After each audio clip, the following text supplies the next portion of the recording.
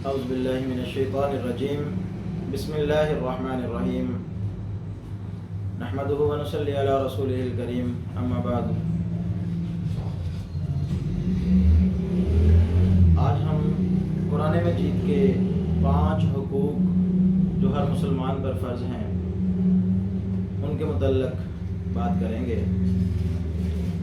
قرآن مجید کے ہم پر 5 حقوق ہیں۔ سب سے پہلے یہ کہ اس کو مانا جائے۔ کیا مانا جائے؟ کہ یہ اللہ رب العالمین کی پاک کلام ہے اور اس نے انسانوں کی رہنمائی کے لیے اس کو نازل کیا ہے۔ اس پر یقین رکھا جائے، ایمان رکھا جائے، بغیر کسی شک کے اس پر ایمان لے کر آنا فرض ہے اور ایمان کی کسوٹی ہے کہ قرآن مجید کو اللہ رب العالمین کی لا ریب کتاب ماننا چاہیے اور اس کی تعظیم کرنی چاہیے، اس کا ادب کرنا چاہیے، احترام کرنا چاہیے۔ نمبر 2 یہ کہ اسے پڑھا جائے، قرآن مجید کو پڑھا جائے، اس کی تلاوت کی جائے۔ اس کی تلاوت کے کچھ آداب ہیں، مطلب جیسے اللہ تعالیٰ قرآن مجید میں فرماتے ہیں کہ وَرَتِّلِ الْقُرْآنَ تَرْتِيلًا، اور قرآن کو خوب ٹھہر ٹھہر کر پڑھو۔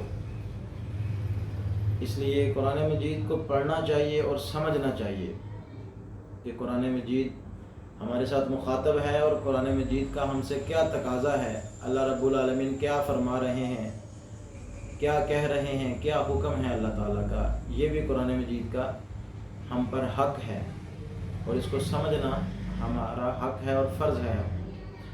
تیسرا یہ کہ اسے سمجھا جائے۔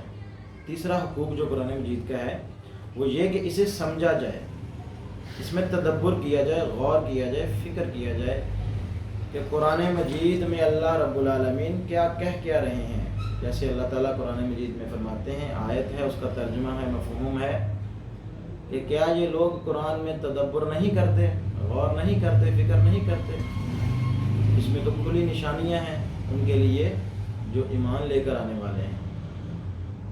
ایمان والوں کے لیے تو نشانیاں ہیں، یہ ساری انسانیت، پوری کائنات، اس دنیا پر جتنے بھی لوگ موجود ہیں، یہ کتاب ان سب کے لیے ہے، صرف مسلمانوں کے لیے نہیں ہے، سب کے لیے ہے کہ سارے اس سے ہدایت لیں اور اس میں غور و فکر کریں اور تدبر کریں۔ چوتھا یہ ہے اس کا حقوق قرآن مجید کا کہ اس پر عمل کیا جائے، قرآن مجید پر عمل کیا جائے کہ اللہ تعالیٰ کا حکم کیا ہے، ان احکامات جو اللہ تعالیٰ نے حکم دیے ہیں اپنے بندوں کو وہ ہم پر فرض ہیں۔ جتنے بھی احکامات ہیں ان سب پر عمل کرنا ہم پر فرض ہے۔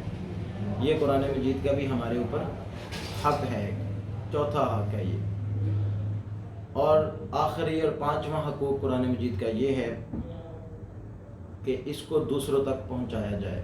مطلب مجھے ایک آیت کا پتہ ہے یا کسی چیز کا قرآن مجید کے متعلق علم ہے تو مجھے دوسروں تک بتانا چاہیے کہ قرآن مجید ہم سے یہ ڈیمانڈ کر رہا ہے، قرآن پاک کا یہ حکم ہے۔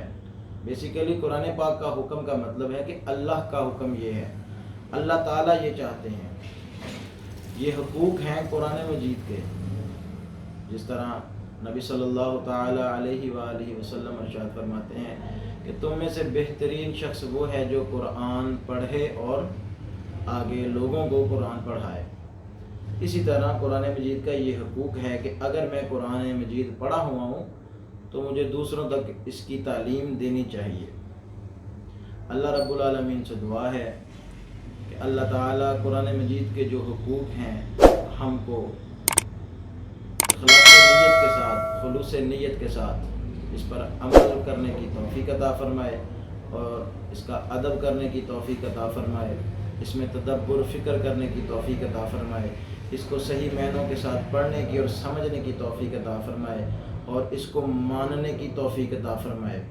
اللہ تعالی ہم سب کو باعمل مسلمان بننے کی توفیق عطا فرمائے۔ وآخر دعوانا الحمد للہ رب العالمین۔